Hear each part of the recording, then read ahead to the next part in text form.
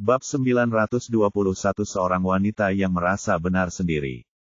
Melihat kedua orang itu turun dari mobil, Changsun Wenzi langsung menyapa mereka. Putri, Xiao Fan, selamat datang di rumah.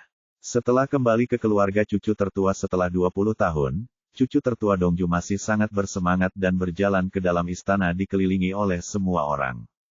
Sebagai pemimpin keluarga kelas 1, keluarga Sun memiliki auditorium besar yang khusus digunakan untuk berkumpul, mampu menampung ratusan orang. Setelah memasuki pintu, cucu tertua Wenzi berjalan ke meja depan dan berkata kepada semua penonton, setelah 20 tahun, Dongju telah kembali ke rumah cucu tertua kami. Mereka yang sebelumnya akrab dengan Dongju dekat dengan masing-masing lainnya, dan generasi muda yang belum mengenalnya juga mari kita lebih mengenal satu sama lain. Kita semua adalah satu keluarga. Mari kita beri waktu 1 jam kepada semua orang. Pertemuan keluarga akan diadakan dalam 1 jam. Setelah itu, lelaki tua itu meninggalkan auditorium bersama putra sulungnya Changsong. Cucu tertua, Dongju, tinggal di sini bersama ratusan anggota keluarga cucu tertua. Adik keempat, kamu akhirnya kembali. Setelah mereka pergi, seorang wanita parubaya datang bersama seorang gadis cantik. Itu adalah istri Changsun Changsong, Sumanyu dan putrinya Changsun Le. Mengenai kembalinya cucu tertua Dongju ke rumah cucu tertua, sikap setiap orang jelas berbeda-beda. Ada yang menyambutnya, ada yang menolak, dan ada yang memandang dengan mata dingin. Orang-orang yang menyambut kepulangan mereka tidak lain adalah Sumanyu dan Changsun Le. Baik ibu maupun putrinya berterima kasih kepada Ye Bufan karena telah menyembuhkan Changsun Changsong yang telah menderita demensia selama bertahun-tahun.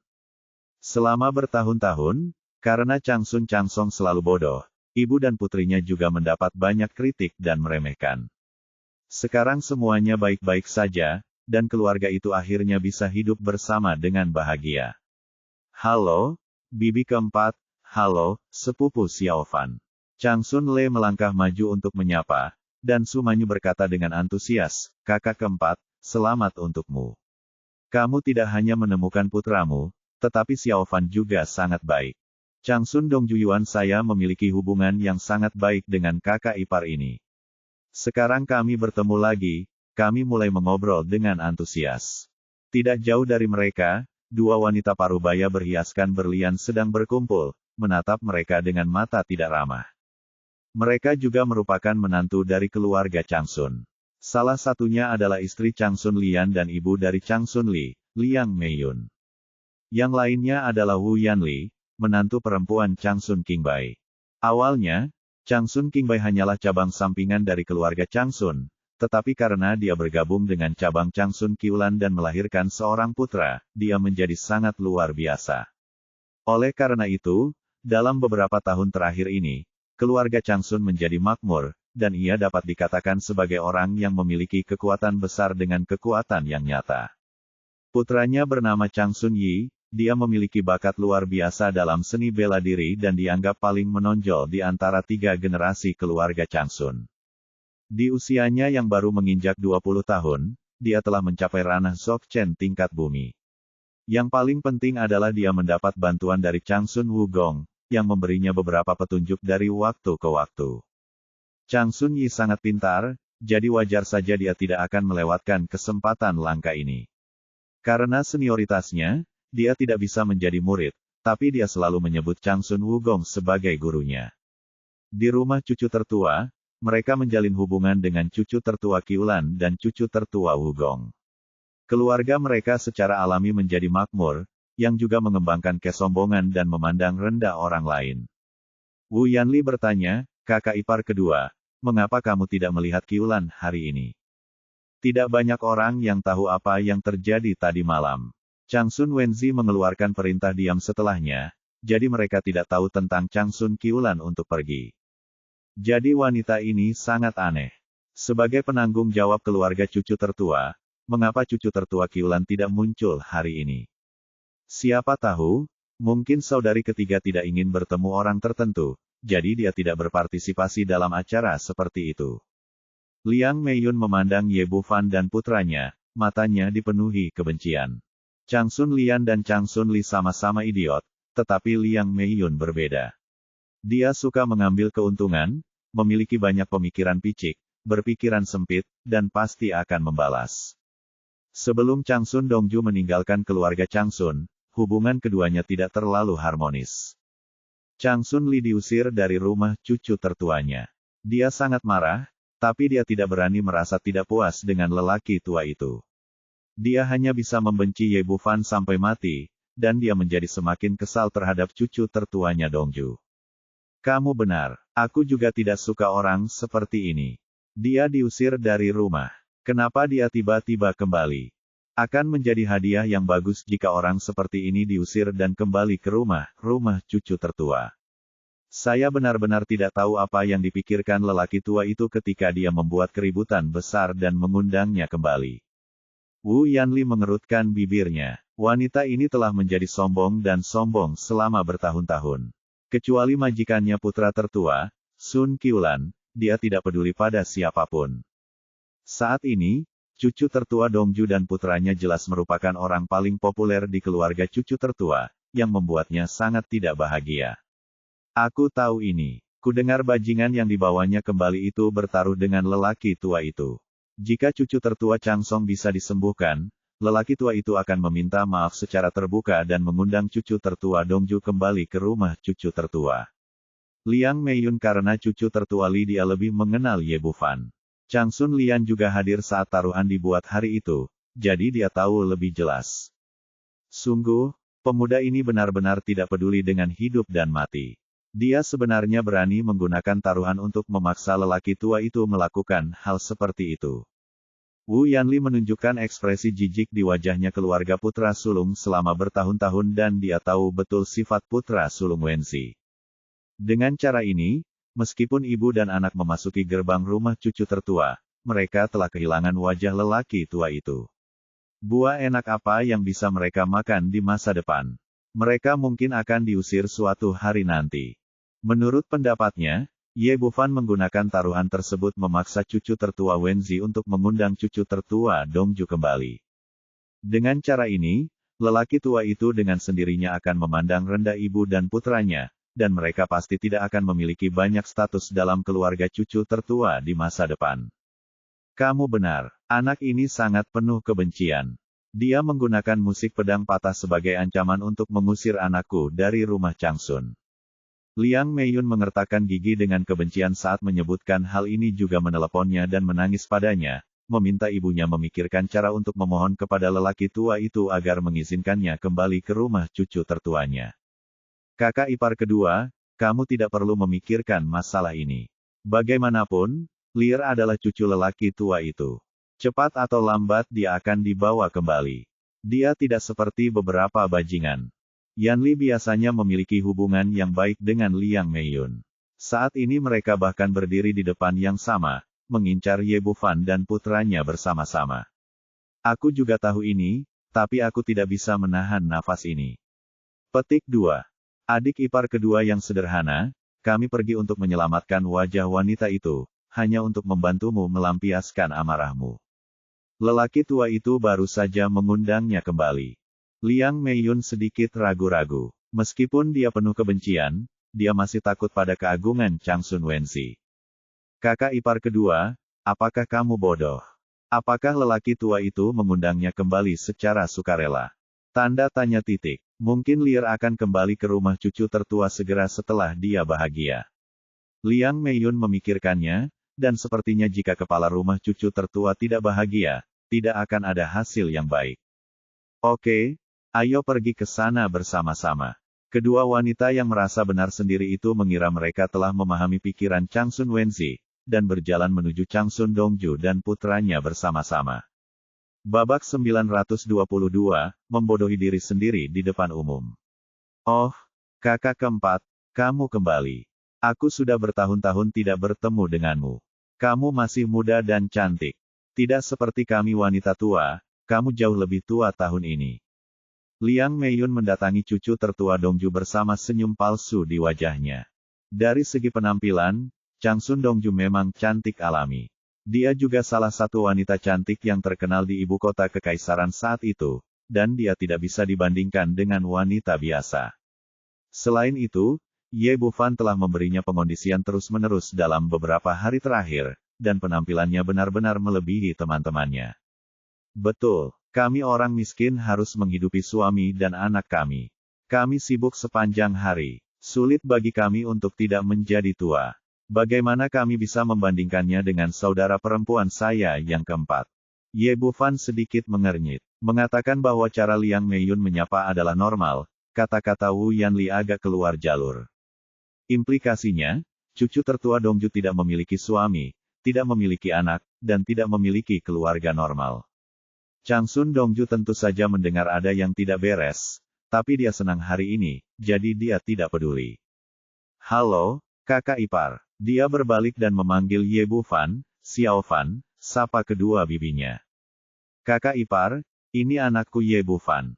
Sebelum Ye Bufan dapat berbicara, Liang Meiyun berkata dengan suara yang aneh, kakak keempat, apakah aku tidak ingat bahwa nama anakmu adalah Changsun Seng? Mengapa kamu mengubahnya? Kamu lajang sekarang, jadi tidak apa-apa untuk mengubah anakmu, tetapi kamu tidak bisa berubah begitu saja itu, kan? Semua orang mendengarnya sekarang. Tidak, ekspresi Ye Bufan tiba-tiba berubah dingin. Su Manli berkata tidak puas, kakak keempat baru saja kembali hari ini. Apa yang kamu bicarakan omong kosong? Ya, apa yang kami katakan salah? Sebenarnya, itu bukan salah kami. Kami hanya sedikit penasaran. Yanli mengambil alih topik, saya ingat saudara perempuan keempat.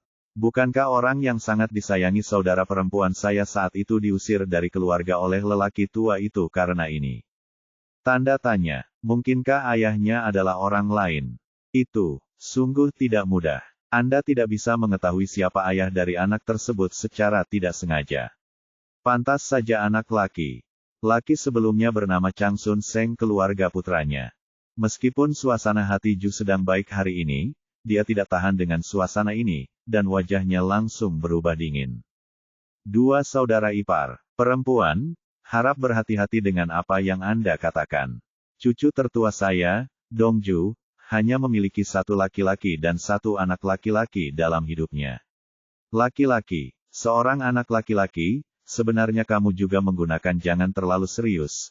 Kamu belum punya suami, tidak masalah jika kamu menemukan beberapa pria lagi, yang bisa mengatakan apa saja. Pada titik ini, dia dan Wu Yanli tertawa bersama. Kembalinya cucu tertua Dongju ke rumah cucu tertua awalnya menjadi fokus hari ini, namun setelah pertengkaran mereka, hal itu menarik lebih banyak perhatian orang.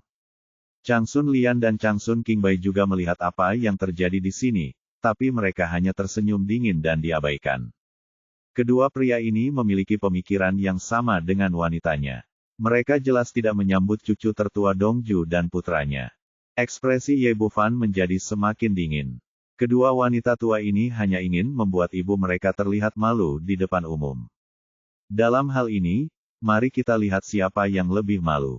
Meski kedua wanita ini sudah menjadi wanita parubaya, mereka memiliki aura beberapa pria bercampur dengan mereka, dan mereka jelas bukan orang jujur. Memikirkan hal ini, kilatan cahaya muncul di matanya ketika dia melihat ke arah Liang Meiyun. Untuk mencegah serangan balik, dia tidak banyak menggunakan teknik ini di masa lalu. Dia lebih terbiasa menggunakan teknik perbaikan jiwa 7 jarum. Tetapi setelah dipromosikan ke tingkat surgawi, sihir Swanman-nya menjadi jauh lebih canggih dari sebelumnya, dan kekuatan mentalnya menjadi lebih kuat.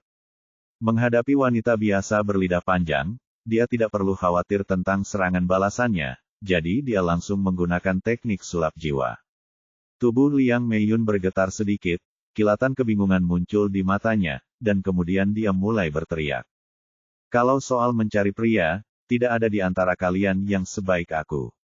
Tadi malam aku menemukan 2 orang bersama di klub. Biar ku beritahu, yang muda lebih baik dari yang tua. Urusan suamiku saat ini tidak mudah untuk dilakukan, gunakan sama sekali. Anak muda tapi ini berbeda, itu membuatku merasa sangat bahagia.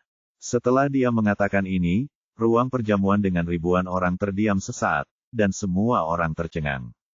Meskipun di masyarakat kelas atas, beberapa wanita bangsawan sering mengunjungi klub dan menemukan beberapa bebek dari waktu ke waktu. Ini adalah rahasia yang terkenal, tapi ini yang pertama kali diumumkan di depan umum. Dan Chang Sun Lian berdiri di sampingnya. Apakah tidak apa-apa untuk mengkhianati suaminya secara terang-terangan? Wu Yanli juga tercengang. Bukankah dia mencoba mempermalukannya? Kenapa privasi Anda terungkap dalam sekejap mata? Bagaimana kabarnya? Kepalanya ditendang oleh keledai. Setelah hening sejenak, orang-orang yang hadir langsung meledak. Ya Tuhan, aku tidak menyangka seseorang di usia setua itu masih memiliki selera yang begitu kuat. Bukankah satu saja tidak cukup jika aku mencari dua sekaligus? Bahwa orang-orang mencari pria secara acak, tetapi pada akhirnya akulah yang seperti ini. Apa yang terjadi? Bukankah ini terlalu sombong? Suaminya ada di sebelahnya hal itu secara diam-diam. Apakah dia tidak menyimpan muka untuk pria itu? Chang Sun Lian awalnya ada di sana. Dia sedang makan melon dan menonton pertunjukan dengan gembira, tetapi dia tidak menyangka api perang tiba-tiba menyala di kepalanya, dan tiba-tiba berubah menjadi hijau. Apa yang harus dilakukan? Apa yang harus saya lakukan? Dia bingung sejenak. Jika Anda mengutarakan niat dan naik untuk memukul wanita ini, berarti Anda setuju dengan suami yang istrinya tidak setia di atas kepala Anda. Tetapi jika tidak ada ekspresi, begitu banyak orang yang menonton, tidak mungkin untuk menyelesaikannya. Pada saat ini, tubuh Liang Meiyun sedikit gemetar lagi, dan matanya kembali jernih. Melihat mata semua orang terfokus pada wajahnya, terutama Zhang Sun Lian, matanya hampir meledak. Dia merasakan ada yang tidak beres, menarik Wu Yanli dan bertanya dengan lembut, ada apa? Apa yang baru saja terjadi? Saya berani bertanya, Anda baru saja mengatakan di depan umum bahwa tidak ada orang sebaik Anda dalam hal menemukan pria, dan kamu baru saja menemukan dua pria muda di klub tadi malam. Liang Meiyun tiba-tiba membuka mulutnya. Ada yang tidak beres, tapi dia tidak mengerti kenapa dia tiba-tiba mengatakan yang sebenarnya. Bukankah ini gila? Melihat senyum lucu di wajah Ye Bufan, dia langsung mengerti. Meskipun saya tidak mengerti bagaimana hal itu dilakukan, saya yakin tipuan pihak lainlah yang membuat saya terlihat malu di depan umum. Kamu bajingan kecil, beraninya kamu menipu saya. Dalam kemarahan, dia mengungkapkan sifat aslinya sebagai seorang yang cerdik, meletakkan tangannya di pinggulnya, menunjuk ke arah Ye Bufan dan berteriak. Pah! Tepat setelah dia mengumpat, terdengar suara tajam dan mulut besar menamparkan wajahnya. Chang Sun Dongjulah yang mengambil tindakan, dan wajahnya tampak beku saat ini. Liang Meiyun, harap lebih hormat. Tidak apa-apa untuk bermoral, tetapi kamu tidak bisa menghina anakku. Chang Sun Dongju, kamu berani memukulku, aku akan melawanmu. Liang Meiyun tiba-tiba bertingkah seperti wanita gila, memamerkan gigi dan cakarnya ke arahku. Namun begitu dia mengulurkan tangannya, seluruh tubuhnya terangkat oleh rambutnya, lalu dia ditampar wajahnya dengan mulut yang besar. Tentu saja, Ye Bufan tidak akan sopan kepada orang seperti itu. Setelah lebih dari selusin pukulan mulut, Liang Meiyun dipukuli hingga ke kepala babi dalam sekejap mata. Babak 923, bunuh seketika dengan satu gerakan. Setiap orang yang baru sadar kembali terkejut. Tidak ada yang menyangka bahwa pemuda ini terlihat lembut dan lembut, tetapi serangannya begitu kejam. Bagaimanapun, Liang Meiyun juga istri dari putra tertua Lian, dan menantu perempuan dari putra tertua keluarga, Sun Wenxi. Dia ditampar wajahnya seperti ini di depan umum bahwa pemilik keluarga akan marah besar nantinya. Setelah Wu Yanli terkejut, dia merasa bahagia. Kesempatan baik untuk keluarganya telah tiba. Dia mengambil dua langkah ke depan, menunjuk ke arah Ye Bufan dan mengutuk, hentikan sekarang, bajingan kecil, kamu berani memukul seseorang di depan umum. Tahukah kamu siapa ini? Apakah kamu masih menganggap serius keluarga cucu tertua? Bahwa merupakan hal paling bijaksana bagi saya untuk membela dan berbicara mewakili Liang Meiyun saat ini. Jika Ye Bufan ditakuti olehnya, lelaki tua itu pasti akan memujinya dan memandang tinggi dia jika dia mengetahuinya setelahnya. Jika dia berani untuk tidak sopan, putranya ada di sampingnya. Dia pasti akan memberi pelajaran berat pada pria yang tidak berpendidikan ini ketika saatnya tiba, dan dia juga akan mampu memenangkan kekaguman orang tua itu. Meski keluarganya bukan keturunan langsung dari keluarga cucu tertua, namun putranya cukup baik. Selama saya membantunya memperjuangkan kesempatan langka ini, dia pasti akan dipandang rendah oleh orang tua itu di masa depan, dan dia bahkan mungkin memiliki karir yang sukses. Mengenai apakah Chang Sun Yi bisa menjadi lawan Ye Bufan, dia tidak pernah mempertimbangkan hal ini. Siapa putranya? Dia adalah elit dari 3 generasi keluarga Chang Sun. Dia telah menerima instruksi dari master tua Chang Sun dalam seni bela diri. Karena itu, dia bergegas maju tanpa ragu-ragu dan menyebut Ye Bufan bajingan. Ekspresi Ye Bufan berubah dingin. Sepertinya ada begitu banyak orang yang mempertaruhkan nyawanya. Dia menendang Liang Meiyun menjauh, melihat kembali kedua mulut besar itu, dan menamparkan wajah Wu Yanli. Kamu, beraninya kamu memukulku. Yanli terlihat sangat bangga, tapi dia ditarik keluar sejauh 7 atau 8 meter oleh dua mulut besar ini. Nak, bajingan kecil ini benar-benar menindas keluarga putra sulung. Cepat beri dia pelajaran. Wanita ini tak lupa memakai topi besar di saat kritis, yang langsung mewakili keluarga cucu tertua. Cucu tertua Yi tak jauh dari situ dan bergegas menghampiri saat itu. Nak, kamu sedang mencari kematian. Orang ini selalu menganggap dirinya sebagai orang pertama dalam 3 generasi keluarga putra tertua, dan menganggap dirinya jenius seni bela diri.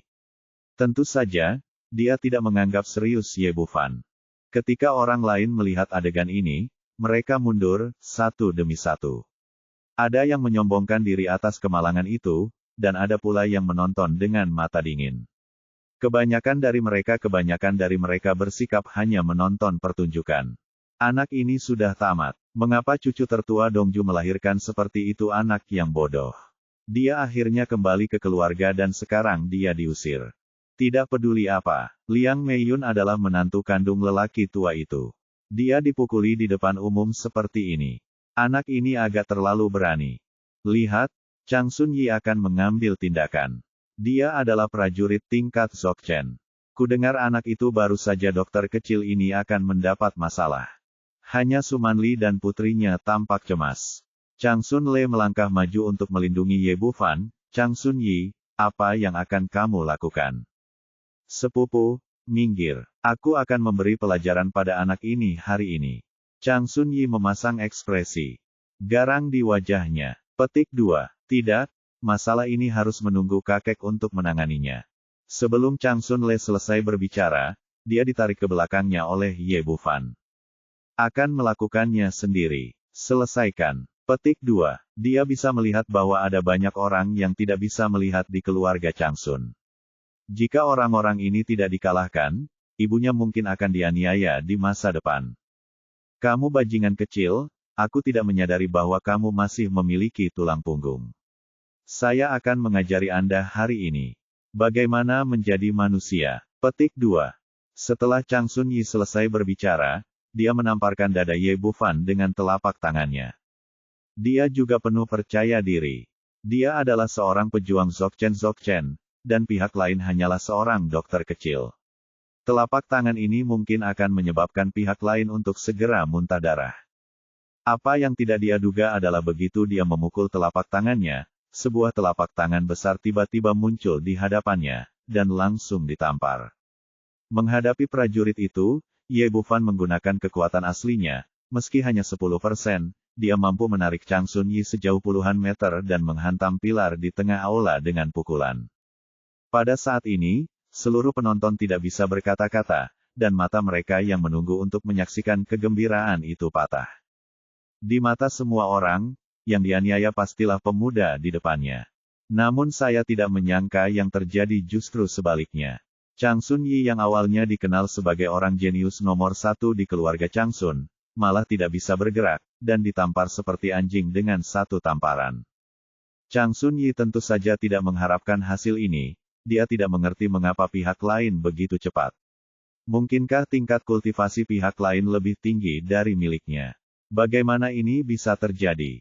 Dia memuntahkan seteguk darah bercampur giginya dan berdiri dari tanah dengan marah. Dia pasti terlalu ceroboh untuk diserang oleh pihak lain. Memikirkan hal ini, dia bergegas menuju Ye Bufan lagi. Tendangan membelah ke bawah yang indah ibarat gunung yang menekan bagian atas kepala lawan, membelah dari atas ke bawah, menuju bagian atas kepala lawan. Ye Bufan tersenyum dingin, bahkan jika dia tidak menembus tingkat surga, kultivasi pihak lain tidak akan cukup. Dia sedikit mengangkat kaki kanannya dan menendangnya keluar. Sebelum Chang Sun Yi bisa menggunakan gerakannya sepenuhnya, dia dipukul dengan keras di dada, dan seluruh tubuhnya ditendang seperti bola meriam. Kali ini dia terluka lebih parah dari sebelumnya, dan dia kalah total. Wow, dia membuka mulutnya dan mengeluarkan seteguk besar darah. Dia berjuang beberapa kali dari tanah, tetapi tidak bisa berdiri. Sekarang semua orang bisa melihat dengan jelas bahwa sekali bisa dikatakan kebetulan, tapi 2 kali sudah pasti kekuatan. Pemuda di depannya tidak hanya memiliki keterampilan medis yang luar biasa, dia juga seorang pejuang yang terampil. Bahkan konon Chang Sun Yi yang dikenal sebagai orang pertama dari generasi ketiga keluarga Chang Sun ini tidak ada apa-apanya di hadapan orang lain bahkan tidak bisa mengambil tindakan. Wu Yanli berdiri di sampingnya, dia awalnya menunggu untuk melihat putranya memamerkan wajahnya sehingga dia bisa dihargai oleh lelaki tua itu di masa depan. Nak, bagaimana kabarmu? Apakah kamu baik-baik saja? Dia segera bergegas membantu Chang Sun Yi berdiri, lalu berkata dengan marah kepada Chang Sun Qingbai yang berlari, "Mengapa kamu masih berdiri di sana? Apakah kamu tidak melihat bahwa anakku dan aku berdua bajingan kecil itu memukulinya dan dia tidak membalas dendam untuk kita?" Petik 2. Aku, Chang Sun Qingbai tampak malu. Dia bahkan tidak bisa mengalahkan putranya dengan keahliannya sendiri, jadi bagaimana dia bisa mengalahkannya, pihak lain. Saat ini, Ye Bufan berjalan lagi. Ibu dan putranya sedang membicarakan satu sama lain, yang benar-benar membangkitkan kemarahan di hatinya. Kamu bisa mengatakannya lagi jika kamu bisa. Suaranya tidak keras, tapi mengungkapkan niat membunuh yang kuat. Bajingan, kamu hanya bajingan kecil. Beraninya kamu memukul anakku. Aku belum selesai denganmu. Wu Yanli merasa bahwa ini adalah keluarga cucu tertua. Dia ingin bertindak sembarangan karena statusnya, tapi sebelum dia bisa menyelesaikan kata-katanya, raut wajahnya mendapat tamparan keras di mulutnya. Apa yang akan kamu lakukan? Chang Sun Qingbai ingin datang dan menghentikannya, tapi Ye Bufan hanya melambaikan tangannya dengan lembut dan dia terbang keluar. Kamu bajingan kecil, kamu berani memukulku, cucu tertua Dongju, apakah kamu tidak peduli dengan hal yang tidak memiliki didikan ayah ini? Wu Yanli terus bertindak sembarangan, dia tidak pernah menyangka bahwa kata-katanya benar-benar membuat marah pihak lain. Ye Bufan mengangkat kaki kanannya dan menginjak kaki kirinya dengan keras. Terdengar bunyi klik dan suara retakan tulang yang memilukan. Semua orang yang hadir tercengang. Pemuda itu terlalu kejam dan bahkan menginjak kaki kiri Wu Yanli. Bab 924 melewati tahta. Ah! Wu Yanli tiba-tiba menjerit memilukan, dan kemudian dia menyadari betapa bodohnya kesalahan yang telah dia lakukan. Meskipun dia membenci orang di depannya sekarang, dia tidak berani mengucapkan kata-kata kasar. Minta maaf. Ye Bufan sepertinya tidak menyadari betisnya yang cacat, dan berkata dengan suara dingin. Mata Wu Yanli penuh amarah dan keengganan, tapi saat dia menyentuh mata dingin Ye Bufan, dia langsung mematikannya. Dia yakin jika dia terus bertahan, pihak lain akan dihukum lebih berat. Pada akhirnya, dia hanya bisa berkata dengan patuh, "Ya, maafkan aku." Yi di sebelahnya, sekarang giliranmu. Maafkan aku. Kamu sedang bermimpi, mengapa aku harus meminta maaf padamu? Tuanku adalah seorang penatua yang hebat. Ah! Raungan menyayat hati terdengar di seluruh aula. Semua orang di sekitarnya gemetar ketakutan. Pemuda ini terlalu kejam. Dia melakukannya segera setelah diperintahkan dan kakinya patah lagi. Namun, beberapa orang menggelengkan kepala secara diam-diam, berpikir bahwa ini adalah bencana yang terlalu besar. Chang Sun Yi sangat dihargai oleh seni bela diri Chang Sun. Sekarang dia telah kehilangan satu kakinya, saya khawatir tetua agung akan marah besar nanti. Meskipun pemuda ini tampaknya memiliki keterampilan yang baik, bagaimanapun juga, dia tidak dapat dibandingkan dengan seni bela diri Zhang Sun, yang berada dalam kesempurnaan agung surga. Ye Bufan mengabaikan komentar di sekitarnya, dan ekspresi wajahnya tidak berubah, dia dengan lembut mengangkat kaki kanannya dan meletakkannya di kaki Chang Sun Yi yang lain. Kali ini dia hanya menatapnya dengan dingin, seolah dia tidak repot-repot mengucapkan sepatah kata pun permintaan maaf.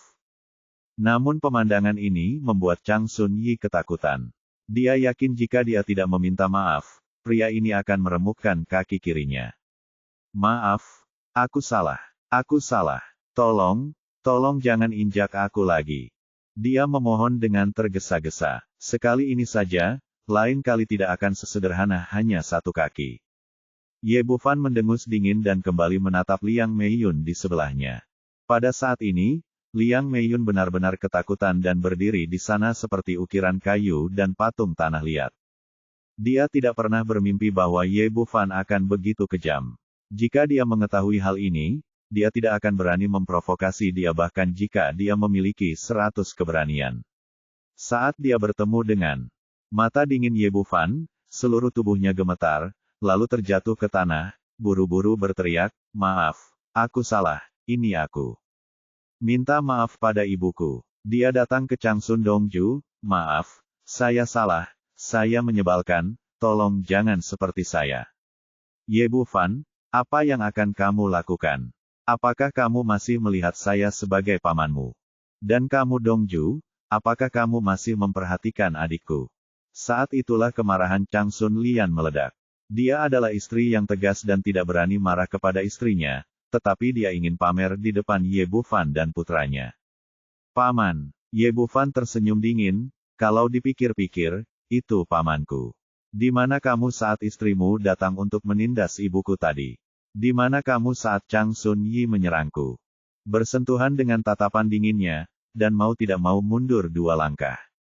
Kemudian saya merasa sangat tidak tahu malu dan berteriak dengan marah, "Kamu adalah anak yang tidak sopan, kamu menyerang bibimu dan melukai begitu banyak orang. Jika saya harus pergi ke ayah saya untuk melaporkan kamu, saya akan diusir dari rumah cucu tertua." Petik 2. Putra tertua King Bai berlari mendekat dan berteriak, "Ya, saya juga akan pergi ke kepala keluarga untuk menuntut Anda. Putra saya adalah harapan keluarga kami, bakat paling menonjol dari generasi muda, dan sekarang Anda punya kakinya patah, tunggu saja." Meskipun 2 pria dewasa di dekatnya berteriak-teriak untuk mengeluh, yang tampaknya agak tidak terhormat, banyak orang masih mengkhawatirkan Ye Bufan. Yang satu adalah anak kandung dari kepala keluarga, dan yang lainnya adalah generasi ketiga yang paling dihormati dari keluarga cucu tertua. Setelah memprovokasi 2 orang seperti itu sekaligus, saya khawatir pemuda ini akan sangat tidak beruntung, dan cucu tertua Dongju yang baru saja kembali mungkin akan diusir lagi. Saat itu seseorang berteriak, "Tuan rumah ada di sini, tuan rumah ada di sini." Begitu dia selesai berbicara, cucu tertua Wenzi masuk dari pintu, ditemani oleh cucu tertua Wugong dan cucu tertua Chang Song. "Ayah, tolong segera ambil keputusan untukku. Ye Bufan sangat melanggar hukum." Setelah melihat cucu tertua Wenzi, cucu tertua Lian segera melangkah maju untuk mengeluh. Di belakangnya, Liang Meiyun, Wu Yanli, dan Chang Sun Yi juga berteriak, dan suasana menjadi berantakan. Melihat situasi ini, wajah Chang Sun Wenzi menjadi gelap. Apa yang terjadi? Dia telah berusaha keras untuk mengundang putrinya kembali, dan tiba-tiba situasi ini terjadi, yang membuatnya sangat marah. "Ayah," Ye Bufan sangat tidak tahu malu. "Dia benar-benar memukulku tanpa rasa hormat." "Tuan," Ye Bufan mematahkan salah satu kakiku dan memaksaku untuk meminta maaf padanya. "Tuan, kakiku juga patah, dan itu pasti akan mempengaruhi kultivasi saya di masa depan." Ketiga orang itu berteriak bersama, tapi Ye Bufan berdiri di sana dengan tenang, tanpa mengucapkan sepatah kata pun. "Oke, berhentilah berdebat." Chang Sun Wenzi berteriak dengan marah, menghentikan beberapa orang, dan menoleh ke arah Sumanyu. Di sebelahnya, "Katakan padaku, apa yang terjadi sekarang?" Petik 2. Tidak, jangan menyembunyikan apapun dan mengatakan yang sebenarnya tentang apa yang baru saja terjadi. Setelah dia selesai berbicara, dia tidak membuat pernyataan apapun, percaya bahwa kepala keluarga akan menanganinya dengan adil. "Kamu bajingan." Setelah mendengar ini, Chang Sun Wenzi hampir meledak amarahnya. "Cucu saya telah banyak membantu keluarga cucu tertua, dan tidak berlebihan untuk mengatakan bahwa dia telah menyelamatkan seluruh keluarga cucu tertua. Para idiot ini tidak melakukan apa-apa sepanjang hari, dan mereka bahkan datang ke sini untuk mencari masalah. Namun, orang-orang di sekitarnya bingung dan tidak mengerti kepada siapa kepala keluarga itu marah. Cucu tertua Lian berkata, "Ayah, Ye Bufan masih junior. Dia benar-benar menyerang seorang yang lebih tua. Jika tersiar kabar, bagaimana wajah keluarga cucu tertua kita? Orang seperti itu harus dihukum berat." Diam naik, kenapa aku masih harus menggunakannya?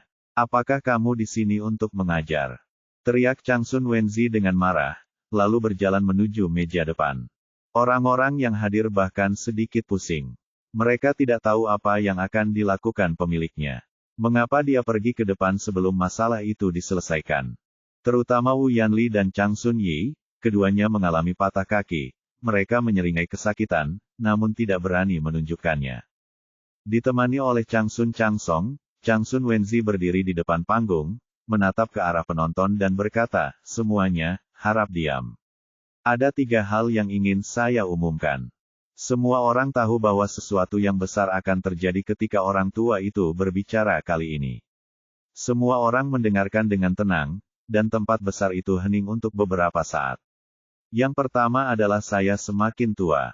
Mulai hari ini, saya akan mundur sebagai kepala keluarga dan menyerahkan posisi itu kepada cucu tertua saya Changsong. Lelaki tua itu tiba-tiba menyerahkan tahtanya. Ini jelas merupakan masalah besar. Sebelumnya, semua orang mengira bahwa posisi kepala keluarga pasti milik Changsun Qiulan. Hanya beberapa hari kemudian, Changsun Changsong kembali dan langsung mengambil posisi kepala keluarga. Di saat yang sama, banyak orang juga yang penasaran. Mengapa Sun Qiulan tidak terlihat di acara sebesar itu? Bab 925, Token Kepala Keluarga.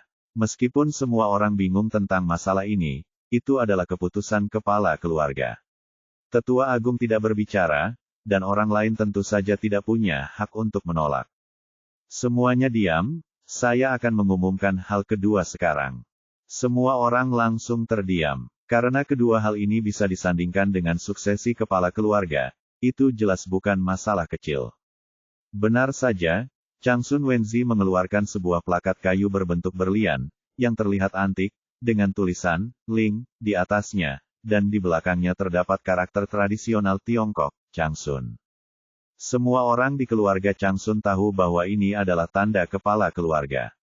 Selama Anda melihat kartu ini, seolah-olah kepala keluarga ada di sini secara langsung, dan Anda dapat mengerahkan seluruh kekuasaan dan aset keluarga Changsun. Hanya saja selama bertahun-tahun keluarga Changsun tidak pernah memberikan token tersebut kepada orang lain untuk digunakan. Entah apa tujuan mengeluarkannya hari ini.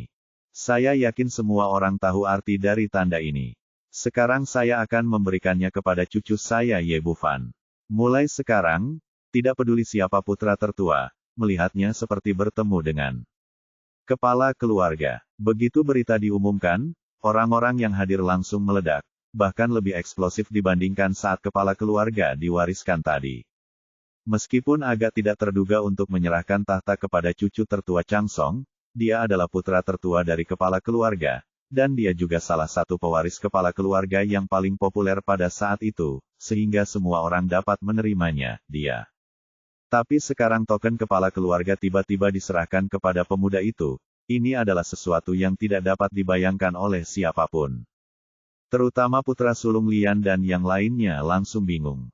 Meski lelaki tua itu belum mengumumkan bagaimana cara menangani masalah tersebut, ia memberikan tanda kepala keluarga kepada Ye Bufan, yang sudah mewakili sikapnya. Di saat yang sama, mereka juga bingung. Bukankah itu berarti lelaki tua itu terpaksa mengundang ibu dan putranya kembali?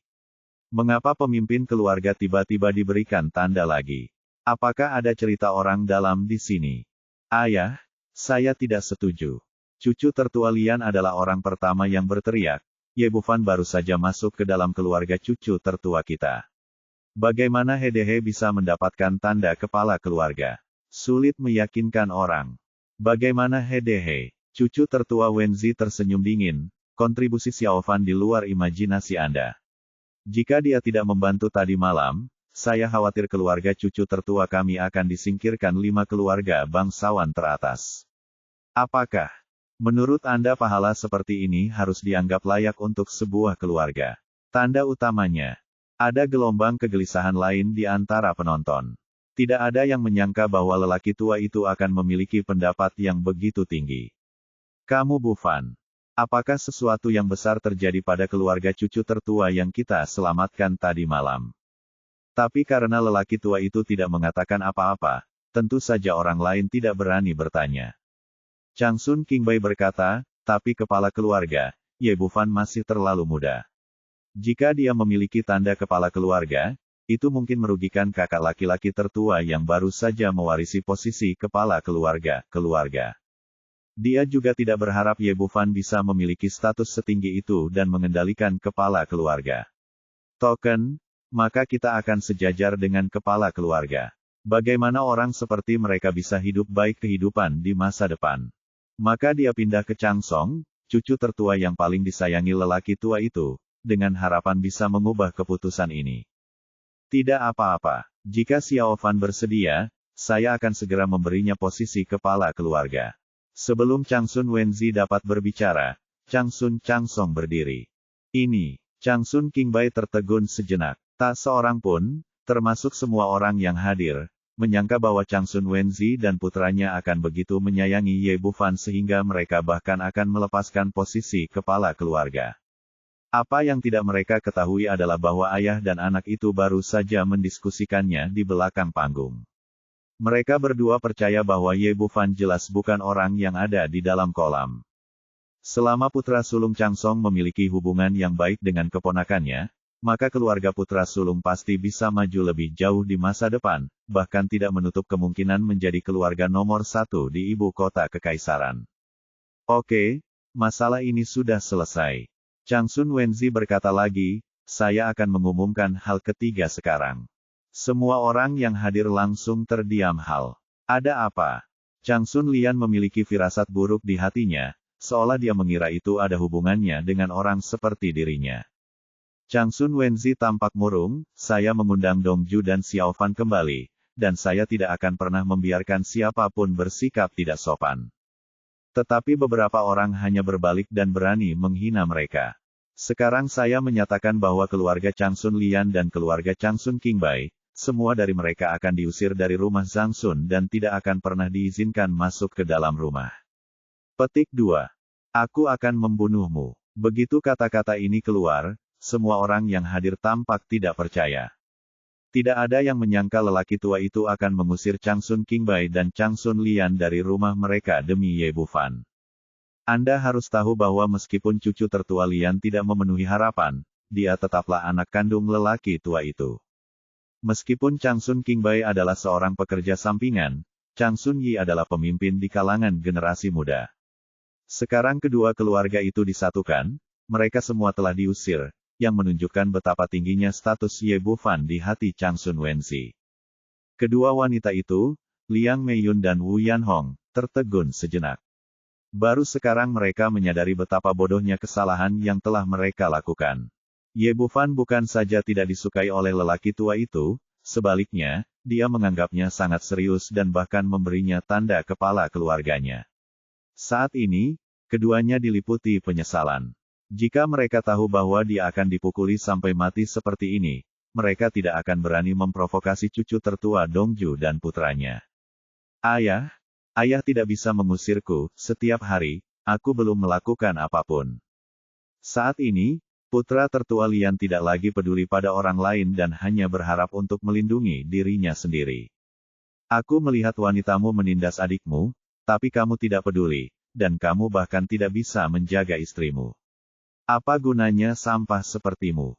Wajah Changsun Wenzi penuh dengan rasa jijik, dan dia jelas kecewa dengan putranya. Dia melambaikan tangannya dan berkata kepada pelayan di sebelahnya, usir mereka semua. Changsun Yi masih belum sadar. Dia selalu menjadi anak kebanggaan keluarga Changsun, kenapa dia diusir rumahnya seperti ini? Guru, tolong katakan sesuatu kepadaku. Saya muridmu. Keluarga Changsun masih membutuhkan saya di masa depan. Changsun Wugong adalah tetua tertua di keluarga Changsun. Dia memiliki status transenden dan menepati janjinya. Dia memohon pada dirinya sendiri saat ini. Changsun Wenzi pasti bisa mengubah keputusannya. Yang tidak dia duga adalah Changsun Wugong. Hanya memelototinya dengan tajam, mulai sekarang, kamu tidak ada hubungannya denganku, dan keluarga Changsun tidak membutuhkan sampah sepertimu. Orang tua ini tidak mempedulikan apapun sama sekali, dan dia hanya memberikan beberapa tips ketika dia bosan. Jika dia telah menyinggung orang lain, Changsun Wugong mungkin bisa mengucapkan beberapa kata manis kepadanya, tapi sekarang Ye Bufan lah yang tersinggung, dan lelaki tua itu sudah bersikap baik tanpa mengambil tindakan apapun sendiri. Tuan, Anda tidak bisa melakukan ini. Tuan, saya jenius. Changsun Yi ingin mengatakan sesuatu lagi, tetapi dua pengawal meraih lengannya dan menyeretnya keluar aula. Hal serupa juga terjadi pada beberapa orang lainnya. Mereka semua diseret dan diusir dari rumah Changsun. Setelah kejadian itu, seluruh aula menjadi sunyi. Pada saat ini, bahkan orang bodoh pun dapat melihat bahwa pemuda ini jelas bukan seseorang yang dapat mereka ganggu. Komandan Kompi Sun Lian dan Changsun Qingbai akhirnya diusir seluruh keluarganya, belum lagi yang lain. Oke, masa lalu sudah berlalu, dan sekarang jamuan makan dimulai. Changsun Wenzi melambaikan tangannya, dan suasana di aula segera menjadi ceria. Tidak ada yang menyebut Changsun Qiulan, dan tidak ada yang mengingat Changsun Lian dan Changsun Qingbai. Semua orang mengangkat gelas anggur mereka dan berbaris untuk bersulang untuk Changsun Dongju dan putranya. Ye Bufan memiliki senyuman tenang di wajahnya. Setelah hari ini, ibunya tidak akan pernah diganggu lagi di rumah cucu tertuanya. Babak 926, Kepala Keluarga Dongfang. Setelah jamuan makan, cucu tertua Dongju tinggal di rumah cucu tertua. Changsun Changsong menyiapkan sebuah bangunan kecil untuk ibu dan putranya sendirian. Ye Bufan tidak terbiasa tinggal di tempat seperti itu pada malam harinya. Dia mengucapkan selamat tinggal kepada ibunya dan kembali ke klinik medisnya. Kembali ke depan pusat pengobatan kuno, menurut kebiasaan masa lalu, seharusnya saat ini sudah tutup.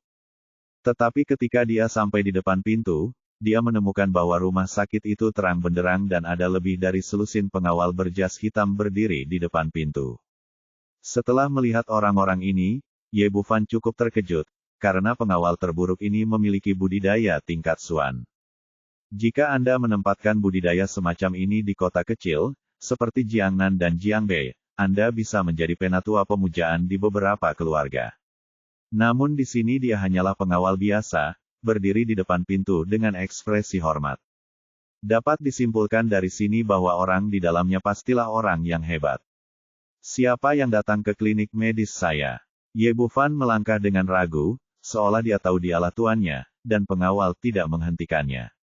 Setelah masuk, ada lebih dari selusin pengawal berpakaian hitam di aula. Di tengah-tengah mereka duduk seorang pria parubaya yang mengenakan setelan tang. Usianya sekitar 50 tahun, tapi dia memancarkan aura yang kuat. Di belakang pria parubaya itu berdiri dua orang pemuda, yang satu adalah Dongfang Renji dan yang lainnya adalah Dongfang Huizong. Saat ini, keduanya tampak penuh hormat dan tidak berani gelisah. Di pojok tak jauh dari situ, ada seorang lelaki tua berbaju abu-abu sedang duduk. Dia sedang memejamkan mata sedikit saat ini, tampak sedang berkonsentrasi dengan mata terpejam. Orang biasa mungkin tidak menyadari kehadirannya, tapi Ye Bufan berbeda begitu dia memasuki pintu, dia merasakan tekanan yang diberikan lelaki tua itu padanya. Hal ini membuat pupil matanya mengecil secara tiba-tiba. Seorang pejuang di puncak tingkat surgawi, ditambah dengan penampilan Oriental Renji dan Oriental Huizong, identitas pria parubaya ini segera terungkap. Kepala keluarga Timur Jianye. Yang lebih mengejutkannya adalah bahwa Dongfang Jianye memang kepala paling menonjol dari 5 keluarga besar di ibu kota kekaisaran, dan budidayanya telah mencapai tahap akhir surga. Kepala keluarga datang sendiri dan membawa begitu banyak orang. Selain itu, ada juga pemimpin tertinggi keluarga Dongfang. Datang untuk menghancurkan klinik medis Anda sendiri. Kelihatannya tidak seperti itu. Jadi kalau mau dibongkar pasti sudah lama dilakukan. Di pusat medis, Chao Xinghua dan Lou Baiming menemaninya dengan hati-hati. Meskipun mereka berdua adalah dokter terkenal di ibu kota kekaisaran, dibandingkan dengan status Dongfang Jianye, mereka masih tertinggal belasan blok. Saat Ye Bufan mengamati semua orang, orang-orang di dalam juga melihat kehadirannya. Dongfang Renji tampak cemas dan terus mengedipkan mata padanya, seolah menyuruhnya segera pergi. Dongfang Huizong, sebaliknya, melotot dengan marah, dengan sedikit rasa schadenfreude di matanya. Ye Bufan tentu saja tidak akan pergi. Ini adalah rumahnya. Meskipun pihak lain adalah kepala keluarga Dongfang, dia tidak menyembunyikan apapun. Tapi dia secara umum mengerti apa yang sedang terjadi. Dia pernah mendengar Sima Wei berkata di masa lalu bahwa meskipun Oriental Jianye tidak bisa mengendalikan orientasi putranya, semua pria yang dekat dengan Oriental Renji pada akhirnya akan menghilang dari ibu kota kekaisaran. Tampaknya karena status istimewanya, mungkin ketakutan akan keberadaan pavilion Suanyuan, atau mungkin mengingat wajah keluarga Changsun, Dongfang Jianye datang berkunjung secara langsung. Apakah ini tamu di rumah? Setelah memikirkan semua ini, dia berjalan mendekat dengan senyuman di wajahnya. Bahkan saat menghadapi kepala keluarga Dongfang, dia tidak takut sama sekali. Sejak Dongfang Jianye datang sendiri, itu membuktikan bahwa dia tidak memiliki niat membunuh terhadapnya, jika tidak, dia tidak akan muncul. Dongfang Jianye mengambil cangkir teh di tangannya, menyesapnya, lalu perlahan mengangkat kepalanya. Dokter Ye, saya sudah lama menunggu di sini. Ye Bufan memandangnya dan tiba-tiba tertegun. Saya melihat Yintang sisi lain bersinar terang, dengan cahaya merah redup. Ini pertanda keberuntungan dan momentum yang besar. Ini normal. Lagi pula, jika pihak lain tidak beruntung, dia tidak akan bisa duduk di posisi kepala keluarga Dongfang. Namun yang mengejutkannya adalah ada awan udara hitam yang melayang di atas kepala Oriental Jianye. Udara hitam ini sangat aneh, seperti bentuk dua orang kecil yang berpelukan erat. Merasakan hembusan energi hitam, seharusnya berasal dari ilmu hitam barat, namun berbeda dengan ilmu hitam yang pernah ia alami di masa lalu. Energi hitam ini nampaknya lebih aneh dan lebih rahasia. Jika bukan karena kesadaran spiritualnya, dia mungkin tidak akan bisa menemukan keberadaan energi hitam ini. Setelah menemukan hal tersebut, ia kemudian merasakan ada aura samar di istana Niwan Oriental Renji dan Oriental Huizong. Apa sebenarnya yang terjadi? Kepala keluarga Dongfang yang bermartabat jatuh ke tangan orang lain, dan sepertinya itu ada hubungannya dengan kedua anaknya. Melihat Ye Bufan tidak berbicara dan hanya menatapnya, Dongfang Jianye sedikit mengernyit. Cao Xinghua melihat ada yang tidak beres dan buru-buru melangkah maju dan menarik ujung pakaian Ye Bufan. Saudaraku, kepala keluarga Dongfang telah menunggumu beberapa lama. Dongfang Jianye datang ke pusat medis 2 jam yang lalu. Cao Xinghua dan Lou Baiming tidak punya pilihan selain tinggal di sini bersama mereka, dan pada saat yang sama mereka mengkhawatirkan kakak laki-laki mereka. Baru kemudian Ye Bufan kembali sadar, kepala keluarga Dongfang ada di sini. Saya menyambut Anda. Apakah Anda punya urusan dengan saya? Anda di sini di klinik medis. Tentu saja saya di sini untuk berobat kamu. Ekspresi Dongfang Jianye ketenangan kembali. Oh, apakah Patriark Dongfang merasa tidak enak badan? Ye Bufan tidak yakin apakah Dongfang Jianye tahu tentang keberadaan udara hitam di atas kepalanya. Bukan untuk saya tonton, ini untuk mereka. Dongfang Jianye menunjuk kembali ke arah Dongfang Renji dan Dongfang Huizong. Saya mendengar bahwa Dr. Ye memiliki keterampilan medis yang luar biasa dan sangat baik dalam mengobati penyakit jantung. Apa yang terjadi pada dua orang kecil ini? Binatang buas sepertiku pasti milik Dr. Ye. Kudengar aku akan bersusah payah merawatnya hari ini. Jika dia bisa disembuhkan, keluarga Dongfang akan sangat berterima kasih. Jika dia tidak bisa disembuhkan, maka akan ada klinik medismu tidak perlu ada. Dia mengatakan ini dengan ekspresi di wajahnya. Dia langsung menjadi dingin dan matanya menjadi sangat tajam. Mendengar perkataannya, Ye Bufan langsung mengerti bahwa lelaki tua ini sedang berdemonstrasi menentangnya hari ini. Tidak heran dia mengerahkan banyak orang dan membawa semua tetua Dzogchen pangkat surga ke sini, berharap mengambil kesempatan untuk menakut-nakuti dia keluar dari ibu kota kekaisaran.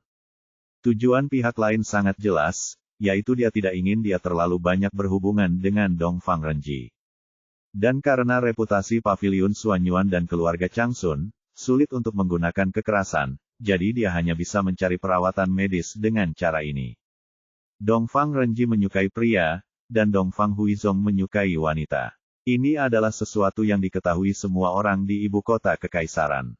Dari sudut pandang orang normal, meskipun hal semacam ini agak melanggar aturan, namun tidak jarang hal ini sepenuhnya merupakan masalah orientasi seksual seseorang, dan tidak ada cara untuk menyembuhkannya, apalagi dokter pengobatan Tiongkok. Namun, masuk akal bagi orang-orang untuk menganggap ini sebagai penyakit dan mencari perawatan medis di rumah. Bagaimanapun, ini dianggap sebagai salah satu kategori penyakit jantung. Chao Xinghua dan Lou Baiming sama-sama mengerutkan kening, dengan ekspresi sedih di wajah mereka. Perlakuan terhadap homoseksualitas belum pernah terjadi sebelumnya di komunitas pengobatan Tiongkok. Saya khawatir kakak laki-laki saya akan mendapat masalah hari ini. Ye Bufan tidak terlalu peduli, dia hanya menarik kursi dan duduk di seberang Dongfang Jianye. Tuan muda dan nona muda, penyakit ini tidak mudah disembuhkan.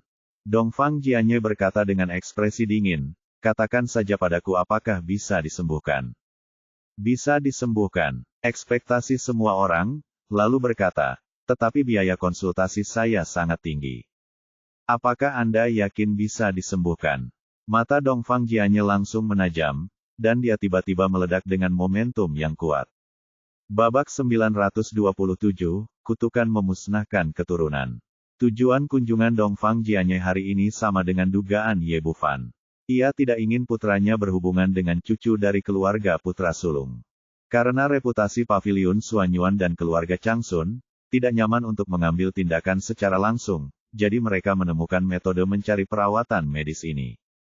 Menurutnya, pihak lain harus mundur ketika menghadapi kesulitan dan meninggalkan ibu kota kekaisaran setelah memahami maksudnya.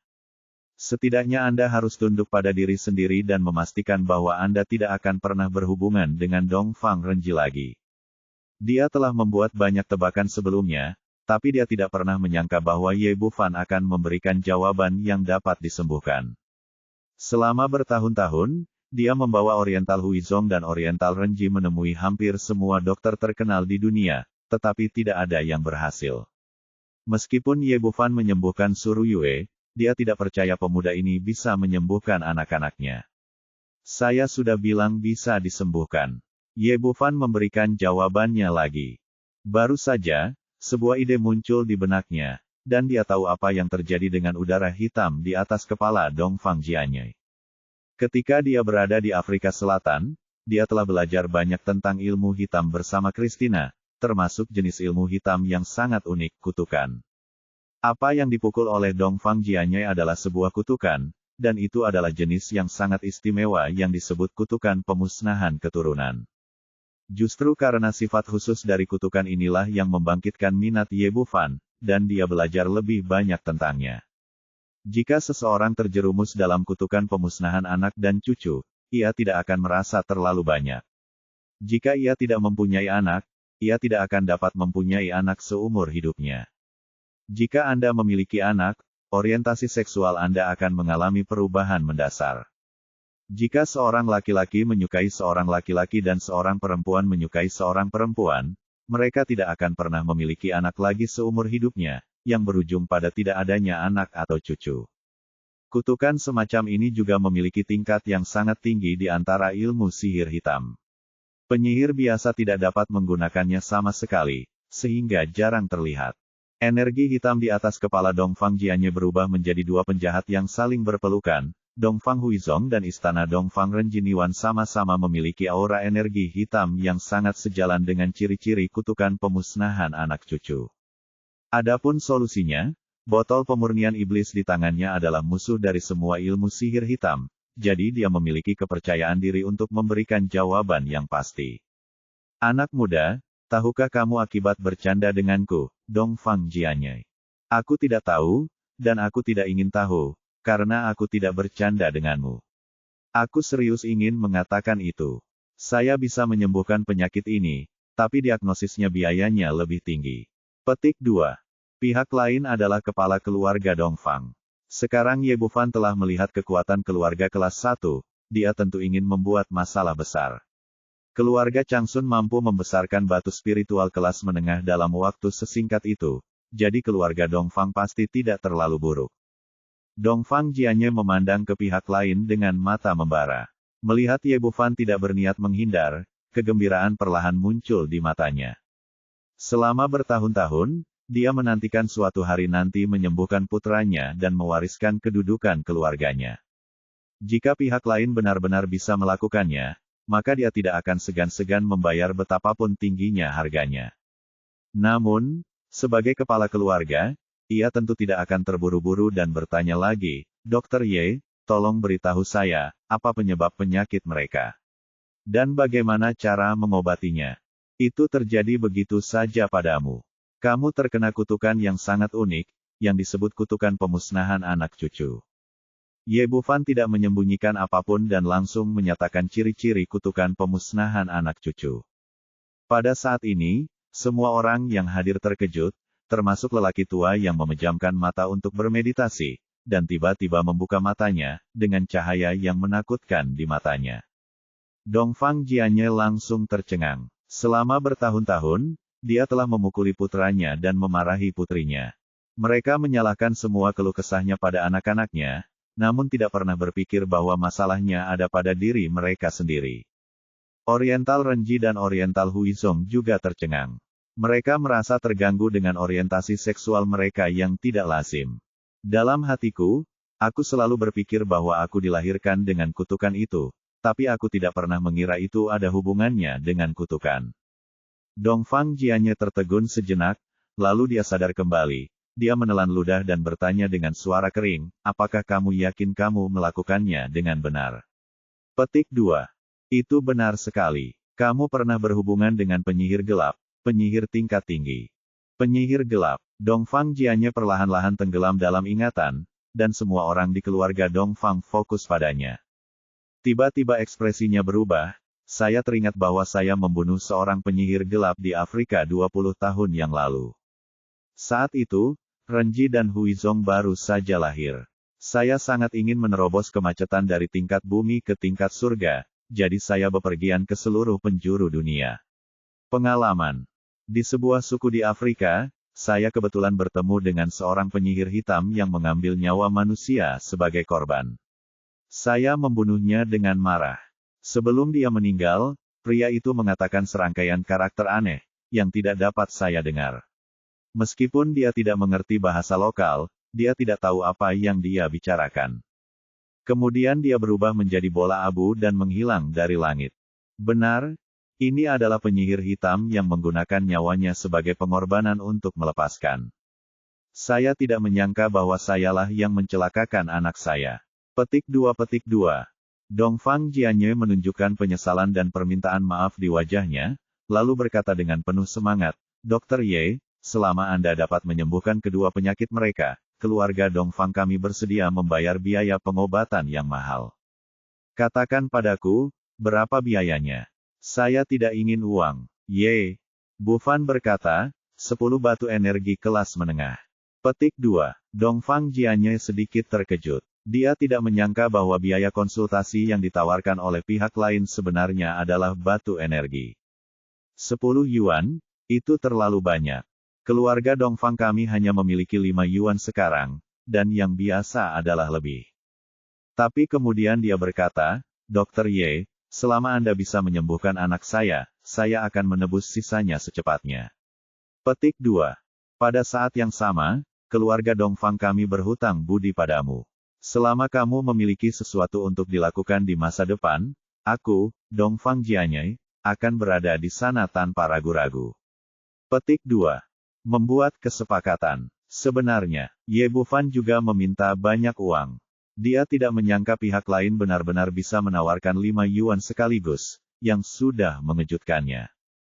Apalagi, sangat langka dan berharga memiliki kelas 1, keluarga berhutang budi padanya. Dia pasti akan membayarnya. Jika Anda tidak bisa, mungkin Anda bisa menggunakannya suatu saat. Petik 2. Jangan khawatir, aku akan menyiapkannya dulu, kata Ye Bufan sambil kembali ke kamarnya, mengeluarkan ponselnya dan menelepon Christina. Christina berkata dengan hormat. Petik 2. Bisakah Anda ceritakan lebih banyak tentang kutukan pemusnahan anak-anak dan cara mematahkannya? Petik 2. Oh, tidak masalah. Christina mulai menjelaskan secara detail, dan Ye Bufan mendengarkan dengan seksama. Sepertinya penilaiannya benar. Hanya ada begitu banyak master, seharusnya mudah untuk memecahkannya dengan kekuatanmu. Petik 2. Tahu, Ye Bufan menutup telepon. Agar tidak diganggu sambil menunggu untuk mematahkan kutukan pemusnahan anak-anak, dia mematikan telepon dan berjalan keluar kamar. Di sisi lain telepon, Christina tiba-tiba teringat sesuatu dan buru-buru menelepon kembali, tapi sayang sekali tidak bisa dilawan lagi. Ada suara dari telepon, dan pihak lain telah mematikan teleponnya. Untuk memberitahu masternya bahwa ada konsekuensi jika mematahkan mantra semacam ini. Petik 2. Babak 928, mematahkan kutukan. Melihat Ye Bufan keluar lagi, Dongfang Jianye langsung menyapanya dengan penuh semangat. Dokter Ye, bisakah kita mulai sekarang? Sebagai kepala keluarga Dongfang, dia selalu menjadi orang yang sangat tenang, tapi hari ini dia benar-benar tidak stabil.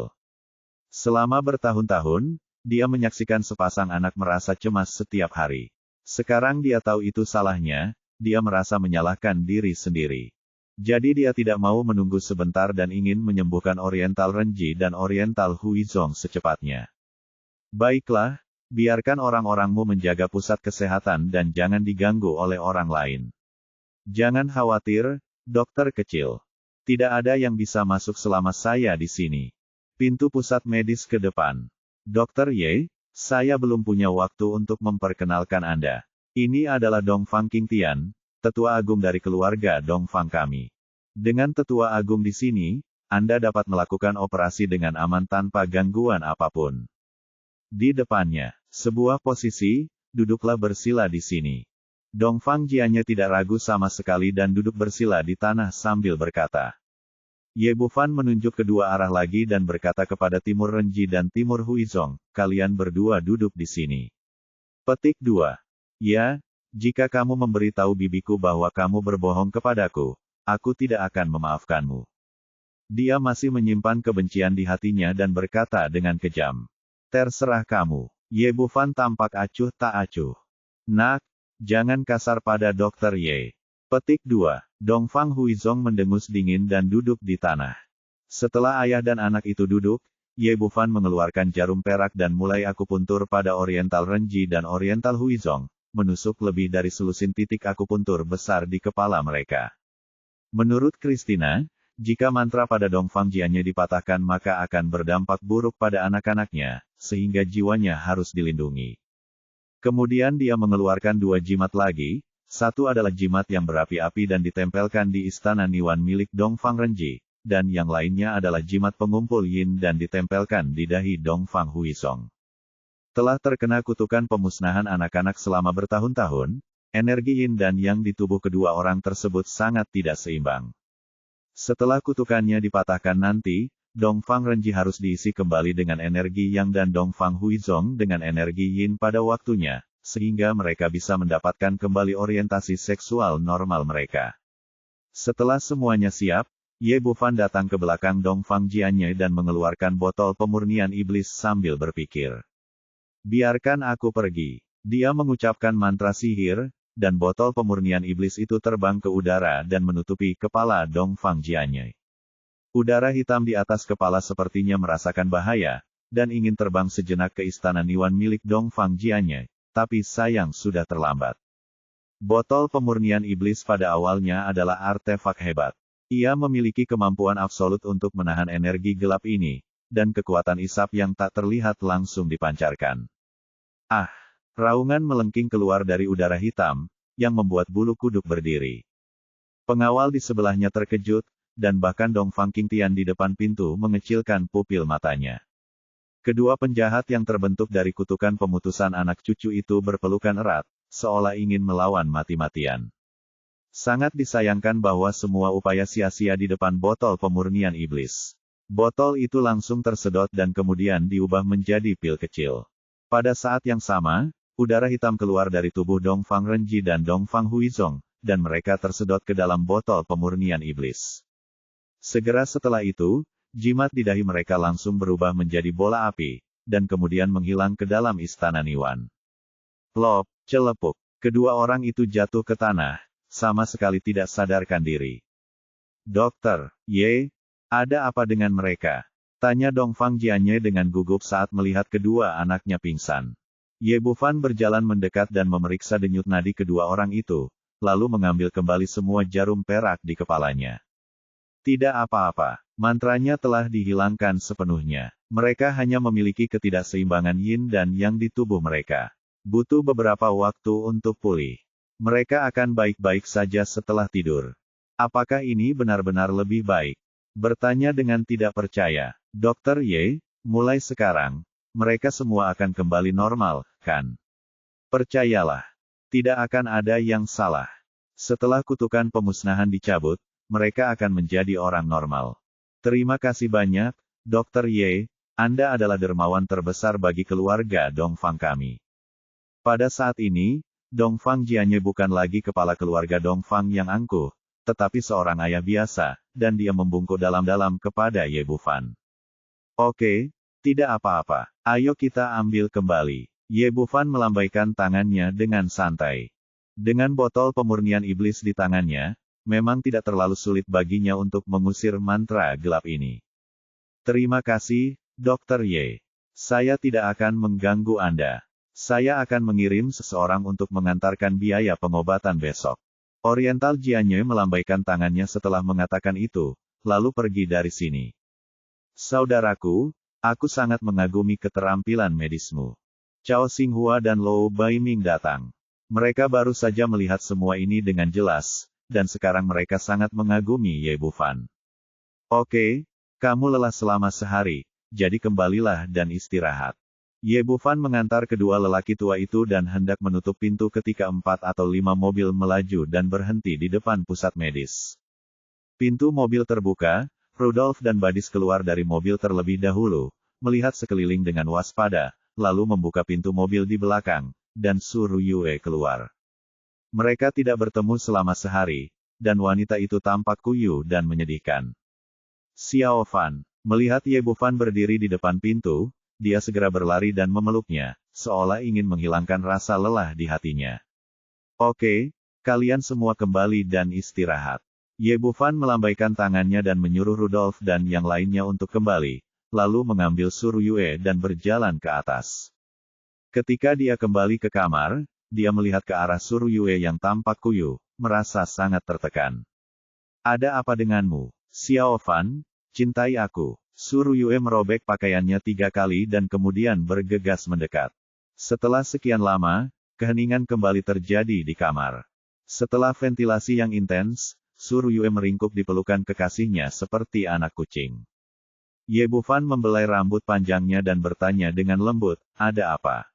Apakah kamu khawatir? Jangan khawatir, aku memiliki segalanya. Su Ruyue mengulurkan tangannya dan menggambar lingkaran di dadanya, sebenarnya, bukan apa-apa, hanya masa lalu 2 hari ini terlalu menegangkan karena urusan perusahaan. Petik 2. Anda awalnya adalah presiden, dan sekarang Anda telah mewarisi saham ayah Anda dan menjadi pemegang saham terbesar. Apakah ada masalah? Petik 2 tanda tanya. Hong Zhang telah meninggal agar berhasil mewarisi sahamnya. Menurutnya, selama ia menjadi pemegang saham terbesar di grup tersebut, tidak akan ada masalah. Segala sesuatunya tidak sesederhana yang kamu kira. Su Ruyue menghela nafas, saya memiliki 10% saham, dan ayah saya memiliki 30%. Totalnya adalah 40%, yang bukan merupakan saham pengendali mutlak. Yang paling penting adalah, ayah saya baru berusia 50 tahun dan masih dalam masa puncaknya, jadi dia belum sepenuhnya menyerahkan kekuasaannya kepada saya. Sekarang dia tiba-tiba pergi. Saya tidak dapat sepenuhnya mengendalikan seluruh grup Su, dan banyak orang yang jahat niatku muncul. Orang tuaku mendukungku, dan aku seorang perempuan, jadi aku ingin mendapatkan lebih banyak manfaat dariku atau meraih lebih banyak kekuasaan. Bab 929 Lihai. Ye Bufan mengerutkan kening. Ini memang sebuah masalah. Nyonya Su memiliki terlalu banyak kendali sebelumnya dan tidak pernah membiarkan Su Ruyue mandiri. Su Hongzhang tidak pernah mengira sesuatu akan terjadi padanya, itulah sebabnya dia berada dalam situasi ini. Pokoknya, Anda juga presiden perusahaan sekarang. Mereka seharusnya tidak bisa membuat keributan apapun. Saya memang presidennya, tapi sekarang orang-orang itu mulai fokus pada posisi ketua. Kalau ada orang lain yang menjadi presidennya ketua, pada saat itu, Anda dapat mengambil hak saya dan bahkan mencopot saya dari jabatan presiden. Ye Bufan bertanya, apakah ada operasi seperti itu? Bukankah itu berarti orang yang memiliki saham terbanyak bisa menjadi ketua? Dia benar-benar tidak tahu banyak tentang operasi perusahaan. Su Ruyue menggelengkan kepalanya, secara umum memang seperti ini, tapi tidak mutlak. Pada akhirnya, Dewan Direksi harus memilih. Jika lebih dari 50% direktur memilih orang lain, maka saya akan kalah pemilihan. Sekarang seseorang ingin mengikuti saya. Apakah Anda bersaing untuk posisi ketua? Ya, itu adalah wakil ketua perusahaan Lihu. Kata Su Ruyue, dia sangat licik. Semua orang memanggilnya Xiao Mianhu dan memilikinya 20% saham perusahaan.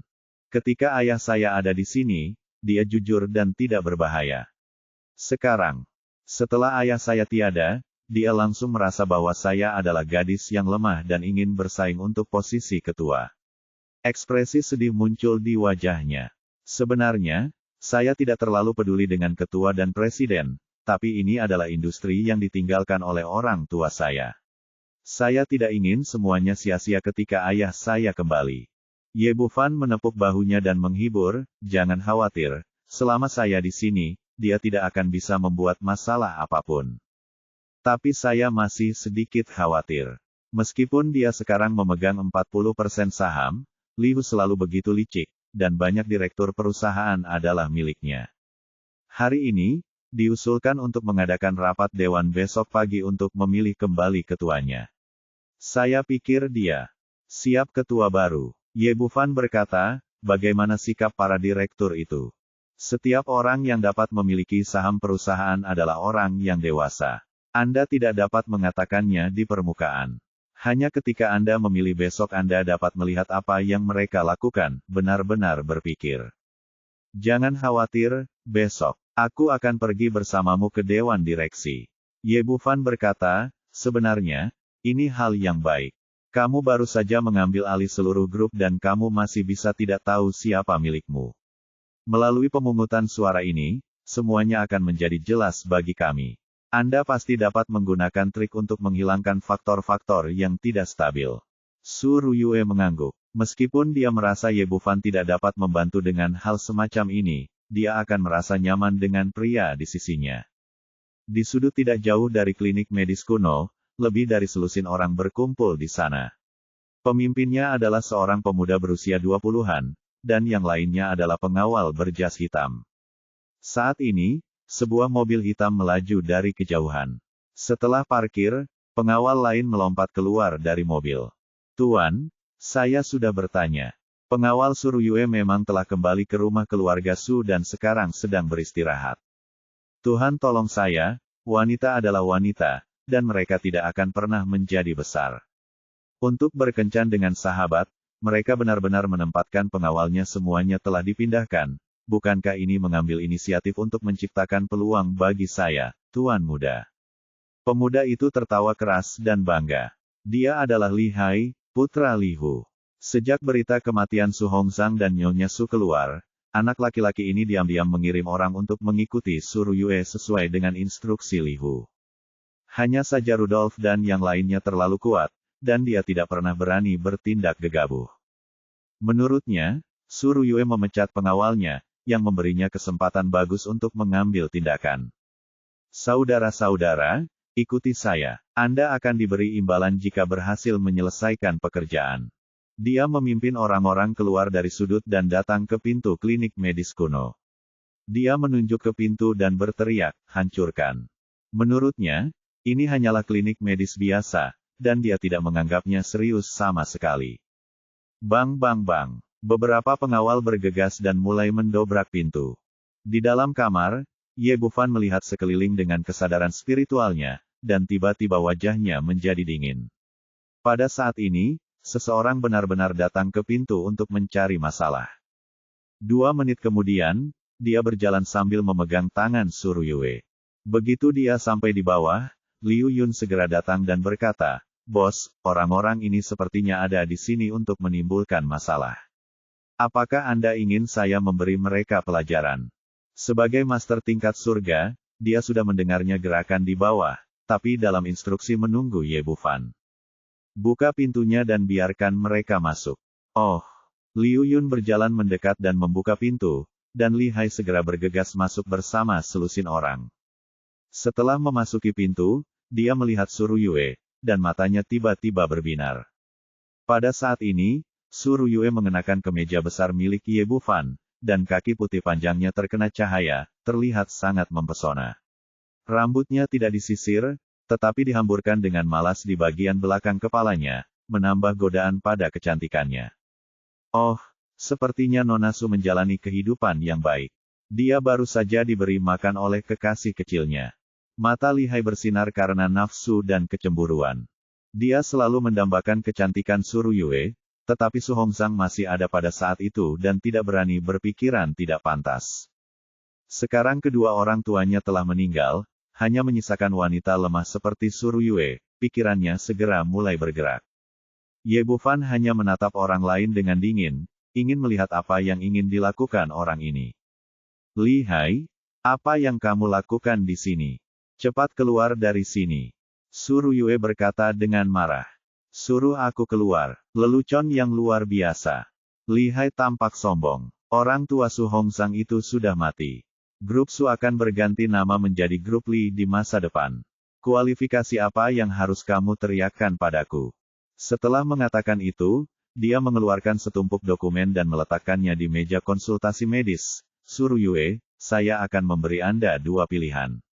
Pertama, saya akan memberi Anda 1 juta dan menjual 40% saham Anda kepada kami." Keluarga Li. Petik 2. 1 juta. Suruyue tertawa dengan marah, "Kamu ingin membeli saham di tanganku seharga 1 juta, apakah kamu sudah gila?" Li Hai tertawa, "Jika kamu tidak mau, maka ini itu saja. Simpan saja. Lalu pilih opsi kedua, segera nikahi aku, dan adakan pernikahan malam ini. Mulai sekarang, aku akan menjadi menantu keluarga Su, dan grup Su akan dikendalikan olehku. Meskipun sepatumu rusak, aku juga tidak keberatan, siapa yang menjadikanmu wanita tertua di keluarga Su?" Pada titik ini, pria itu tertawa lagi. Kamu. Suruyue sangat marah hingga seluruh tubuhnya gemetar. Dia tidak menyangka pria ini benar-benar akan memikirkan dirinya. Semakin dia marah, Li Hai semakin bangga. Menurutnya, Suruyue kini hanyalah seekor domba kecil yang menunggu untuk disembelih. "Saudaraku, ikat anak laki-laki cantik ini untukku. Pertahankan kedua wanita ini. Aku ingin dia melihat dengan baik bagaimana tuan muda ini berperilaku sebagai pengantin pria malam ini." Petik 2. Ya, menganggapnya serius, setelah menerima perintah master, dia bergegas maju dengan keras. "Mencari kematian." Liu Yun berteriak dengan marah, berubah menjadi bayangan dan bergegas ke arahnya. Sebelum para pengawal mengetahui apa yang sedang terjadi, mereka terbang seperti karung pecah satu persatu, dan semuanya terjatuh ke tanah dalam sekejap mata. Babak 930, Harimau tersenyum. Hahaha. Li Haizeng tertawa bangga, dan bahkan membayangkan dalam benaknya adegan menidurkan Suruyue dan Liu Yun.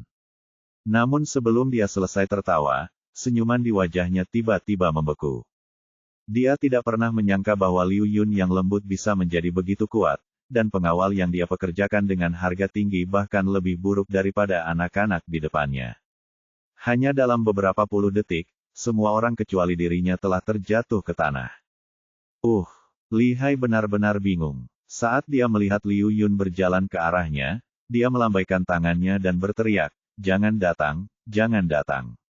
Biar ku beritahu, ayahku adalah Li Hu." Bagaimana Liu Yun bisa peduli? Li Long atau Li Hu melangkah maju, meraih lehernya, dan melemparkannya ke depan Ye Bufan seperti anjing mati. "Bos, Bagaimana kita harus menghadapi orang ini? Ye Bufan melambaikan tangannya, meminta Liu Yun minggir, lalu berjalan ke arah Li Hai. Hanya kamu yang ingin merebut saham keluarga Su. Kejatuhan barusan begitu deras hingga Li Hai hampir kehabisan nafas. Dia berjuang untuk bangun. Pada saat ini, dia tahu bahwa dia telah memprovokasi orang yang kejam, dan dia dengan cepat menunjukkan senyuman yang lebih jelek daripada menangis. Saudaraku. Kamu bercanda, aku bercanda, dengan Ru Yue. Apakah kamu bercanda? Aku juga suka bercanda. Titik. Dia mundur dan menendang perut bagian bawah orang ini. Ah! Li Hai menjerit menyayat hati dan dengan jelas mendengar suara telurnya pecah. Tendangan barusan tidak hanya menendangnya sejauh 3 hingga 4 meter, tetapi juga membuatnya benar-benar masuk ke dalam istana dan menjadi seorang kasim.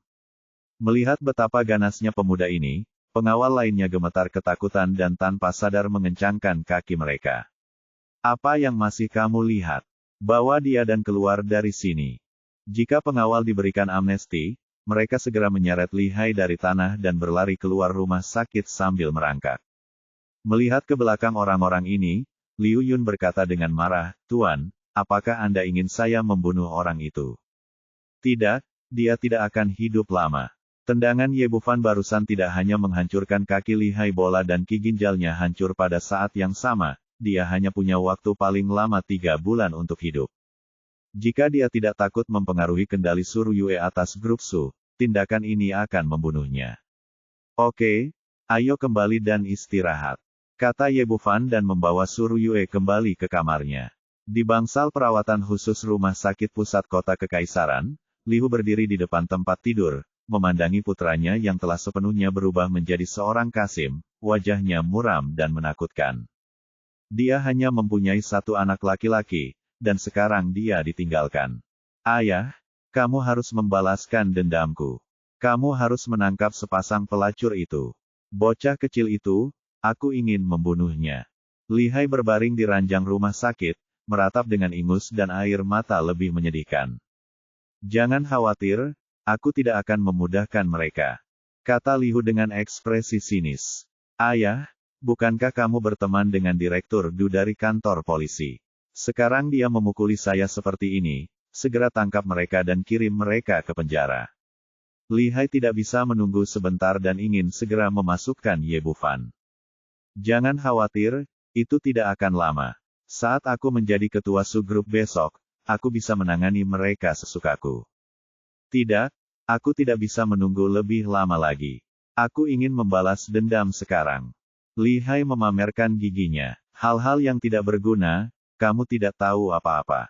Su Yue memegang 40% saham di tangannya. Jika kita merekrutnya sekarang, bagaimana Dewan Direksi akan bertemu besok?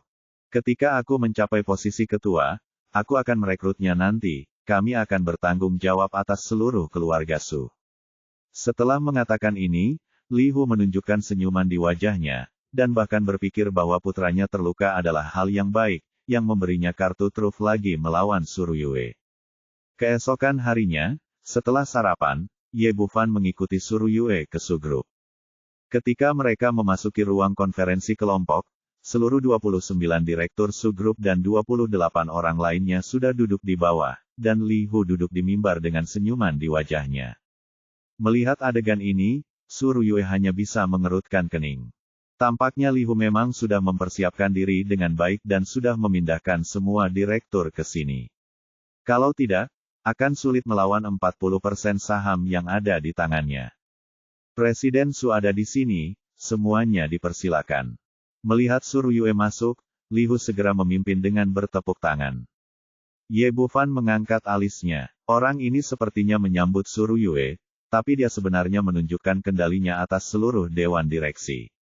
Su Yue mengabaikan ini dan langsung berjalan ke podium dan duduk di kursinya. Tuan Su, kita ada rapat dewan hari ini. Sepertinya ini bukan direktur kita, kan? Li Hupi memandang Ye Bufan sambil tersenyum. Wakil Direktur Li, saya lupa. Memperkenalkan Anda, ini pacar saya Ye Bufan. Dia adalah asisten pribadi saya dan pemegang saham perusahaan. Saya baru saja mentransfer 10% saham saya kepadanya. Oh, kaget. Dia tidak menyangka Su Ruyue akan menyerahkan 10% sahamnya seperti ini. Tapi dia tidak peduli. Tidak peduli seberapa keras dia berusaha, pihak lain hanya memiliki 40% saham, yang tidak berdampak pada situasi secara keseluruhan. Benar, selamat kepada Presiden Su. Anda benar-benar pasangan yang cocok di surga karena menemukan pemuda tampan seperti itu.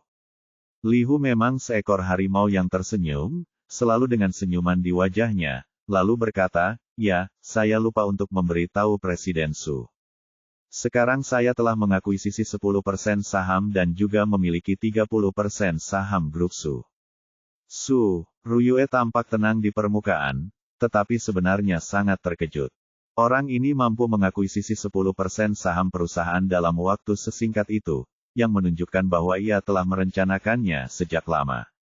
Li Hu tersenyum lagi dan berkata kepada Ye Bufan, halo, Direktur Ye, perkenalkan diri Anda. Saya Li Hu, Wakil Ketua Grup. Ye Bufan juga tersenyum padanya, halo, Wakil Ketua Li, putra Anda juga apakah kamu baik-baik saja? Ekspresi Li Hu berubah, tetapi hanya sesaat, dan senyum palsunya segera kembali. Terima kasih kepada Direktur Ye, anjing itu tidak buruk. Meskipun dia menyembunyikannya dengan baik, Ye Bufan masih menangkap kebencian di mata orang ini. Li Hu duduk kembali di kursinya, menyalakan mikrofon, dan berkata kepada hadirin, baiklah, Direktur, mari kita mengadakan pertemuan sekarang. Setelah beberapa sambutan resmi, dia akhirnya berkata, semua orang tahu bahwa Ketua Su Hongzhang telah meninggal dunia. Satu-satunya masalah di Dewan Direksi kami hari ini adalah memilih Ketua Su Grup kami. Saya tidak setuju. Begitu dia selesai berbicara, seorang direktur parubaya berusia 40-an menyatakan keberatannya. Namanya Hu Guobin. Dia adalah salah satu sahabat Su Hongzhang sebelumnya dan memegang 1% saham Su Group. Li Hu masih memiliki senyuman di wajahnya, Direktur Hu, jika Anda memiliki pendapat, katakan saja. Tuan Su adalah putri dari ketua dan pemegang saham terbesar perusahaan. Sekarang ketua yang lama telah meninggal pergi, masuk akal bahwa dialah yang akan mewarisi posisi ketua, dan tidak perlu mengadakan pemilihan lebih lanjut.